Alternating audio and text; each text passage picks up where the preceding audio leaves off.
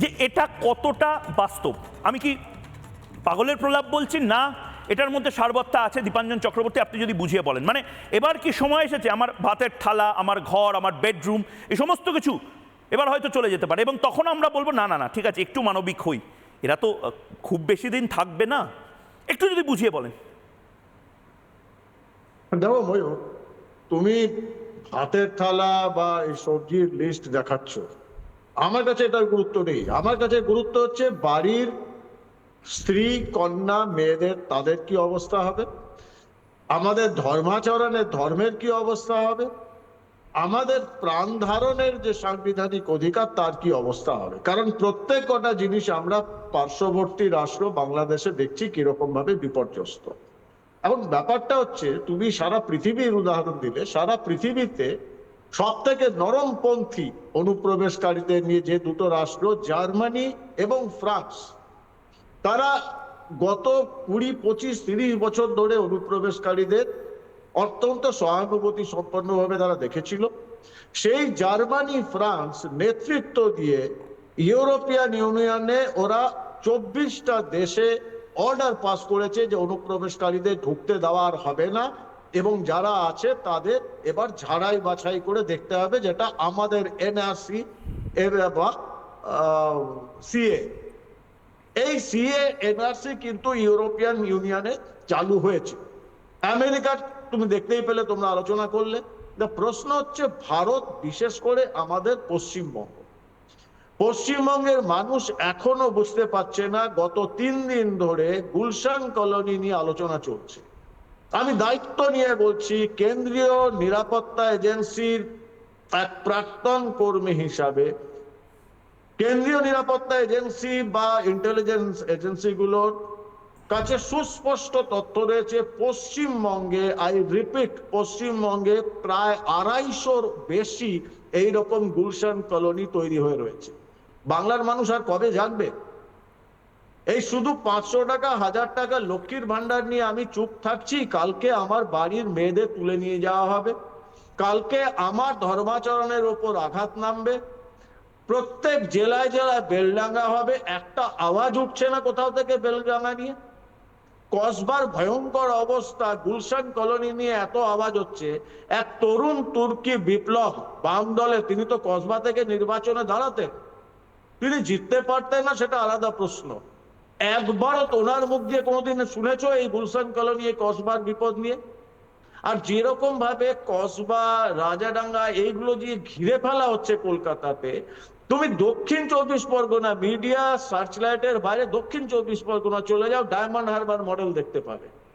তুমি উত্তর 24 পরগনা, মালদা, মুর্শিদাবাদ, নদিয়া, দক্ষিণ দিনাজপুর, বীরভূম, বাংলায় কি বেঁচে রইলো বলতে পারবে?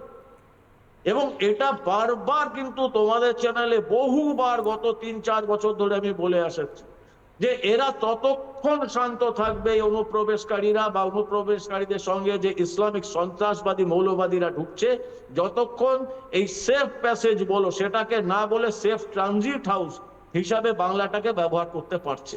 কারণ বাংলাতে ওদের খুব তাড়াতাড়ি তৈরি হয়ে যাচ্ছে রেশন কার্ড, তার ভিত্তিতে নিয়ে নিচ্ছে আধার কার্ড, এবং সারা ভারতবর্ষে মিশে যাচ্ছে। এবং এটা ভাবতে ভালো লাগে যে রাষ্ট্রীয় সুরক্ষার সব থেকে বড় বিপদ আমাদের এই বাংলা থেকে তৈরি হচ্ছে। পুরো ভারতের রাষ্ট্রীয় সুরক্ষাকে আমরা বিপন্ন করছি।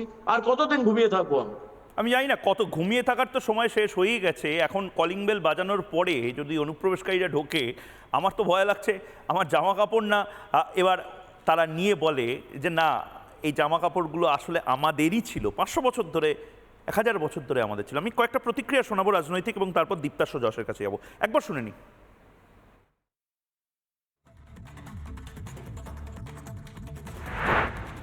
প্রবেশটা করছে কোথা দিয়ে? বর্ডার দিয়ে প্রবেশ করছে। বর্ডারে যদি বেআইনি অনুপ্রবেশ ঘটে, তার দায়িত্ব তৃণমূল কংগ্রেসের বা মমতা বন্দ্যোপাধ্যায়ের নয়। বর্ডার পাহাড়ে রয়েছে বর্ডার সিকিউরিটি ফোর্স, যার মাথায় রয়েছেন কেন্দ্রের স্বরাষ্ট্রমন্ত্রী অমিত শাহ, ভারতীয় জনতা পার্টির কেন্দ্রীয় সরকার। যারা আমার দেশের নাগরিক নয়, তারা অন্যায়ভাবে আমার দেশে ঢুকে তারা নাগরিকত্ব নিচ্ছে, বেআইনি নাগরিকত্ব, টাকা দেওয়া হয়তো সেই কাগজটা পরবর্তীকাল জাল কাগজ। এটা আমি মনে করি না একটা দেশের পক্ষে খুব নিরাপদ। এখানে অনেক এও ঢুকে পড়তে পারে, কি বলে, সন্ত্রাসবাদীও ঢুকে পড়তে পারে। অনেক সন্ত্রাসবাদী ঢুকে পড়তে পারে, এটা আমি ঠিক মনে করি না। এটাকে কঠোরভাবে এটাকে দেখা উচিত। আমাদের ভারতবর্ষের সবকটা বাউন্ডারি যতগুলো সীমানা আছে, সব সীমানাগুলোই যাতে করে খুব মানে সঠিকভাবে কাজ করে, যাতে বাইরের লোক ঢুকে পড়তে না পারে, সেটা দেখা উচিত। একটা করে বিচ্ছিন্ন ঘটনা হয় এরকম আগেও বহু এরকম হয়েছে, কাঁড়ি হয়েছে। তখন এত মিডিয়া ছিল না, এত ধরা পড়েনি, দেখায়নি। এক দুটো তো ছোটোখাটো হবেই, নাহলে কি করে হবে। দীপ্তাশ্ব যশ, যে নেতারা এখনো বলছে যে না আমরা আটকে দেব, আমরা করতে দেব না, আমরা অনুপ্রবেশকারীদের বিরুদ্ধে একটাও কিছু করতে দেব না, তাদের ঘরে সার্চ অপারেশন চালাতে দেব না, আমার তো ব্যক্তিগতভাবে মনে হয় তাদের জন্য নির্দিষ্ট ঘর তারা নিজেরাই তৈরি করে দিক না, বা নিজেদের ঘরে অনুপ্রবেশকারীদের রাখুক না। আমাদের রাজ্যে বা দেশে কেন চাপ সৃষ্টি হবে? দেখুন, এই যে নেতারা যারা এইসব কথাগুলো বলছেন, আপনি যদি একটু ভালো করে খেয়াল রাখেন দেখবেন এদের এক পা কিন্তু বিদেশে বার করাই আছে। আপনি যাই এখানকার হসপিটালে চিকিৎসা করাতে, কিন্তু এইসব নেতারা তারা কিন্তু এদেশের হসপিটালে চিকিৎসা করান না, তারা কথায় কথায় চলে যান আমেরিকার জন হপকিন্সে চিকিৎসা করাতে। অর্থাৎ তাদের এক পা সেদিকে বাড়ানোই আছে। কালকে যদি বোঝেন যে ভোট ব্যাংক থেকে করে যা লুটে নেওয়া হয়ে গেছে, আমার ভবিষ্যৎ সিকিউর, এবং এখানে পরিস্থিতি হাতের বাইরে চলে গেছে, ঠিক যেটা গুলশান কলোনিতে হচ্ছে। আজকে গুলশান কলোনির যদি স্যাটেলাইট পিকচার দেখা যায়, তাহলেই তো দেখা যাচ্ছে 2011 আর 2024-এর মধ্যে কীভাবে জলাজমি বুঝিয়ে জায়গা তৈরি করা হয়েছে এবং সেখানে রোহিঙ্গাদের ঢোকানো হয়েছে। এবার এখন তারা সংখ্যায় সেখানে বেড়ে গেছেন, তারা এবার মনে করছেন যে আমরা কেন সুশান্ত ঘোষ নামের কাউকে আমরা কেন কাউন্সিলর হিসেবে মেনে নেব, আমরা কেন সাবির আলী নামের কাউকে কেন কাউন্সিলর হিসেবে পাবো না। সেই জায়গা থেকে এবার তখন এইসব অ্যাটাক হবে। আজকে বেলডাঙ্গায় কি হচ্ছে, এটা তো শুধুমাত্র আমার ভাতের ব্যাপার নয়, আমার জাতেরও ব্যাপার। না, আমাকে নির্দিষ্টভাবে বলুন দীপ্তাশ্ব যশ, আপনি এর আগের দিনও একটা খুব সুন্দর কম্প্রিহেন্সিভ রিসার্চ করে আমাদের বলেছিলেন, সত্যি কি জনবিন্যাস কলকাতা শহর বা পশ্চিমবঙ্গের বিভিন্ন জায়গায় বদলাচ্ছে? আপনার বর্ডার এলাকায় বহু জায়গা, মালদা মুর্শিদাবাদে বিশেষ করে বহু জায়গায় এমন তৈরি করা হয়েছে অনুপ্রবেশের দ্বারা, যেগুলো জিওগ্রাফিক্যালি ইন্ডিয়ার মধ্যে আছে, ডেমোগ্রাফিক্যালি সেগুলো বাংলাদেশ হয়ে গেছে। এই যে গুলশান কলোনি, এটা কিন্তু মিনি বাংলাদেশ। যেমন গার্ডেন রিচে ববি হাকিম মিনি পাকিস্তান দেখিয়েছিলেন, এটা মিনি বাংলাদেশ। আই রিপিট, বহু জায়গা পশ্চিমবাংলার সেগুলো জিওগ্রাফিক্যালি ইন্ডিয়ার ম্যাপে আছে এখনও, কিন্তু ডেমোগ্রাফিক্যালি সেগুলো বাংলাদেশ হয়ে গেছে। এবার কি করে হলো?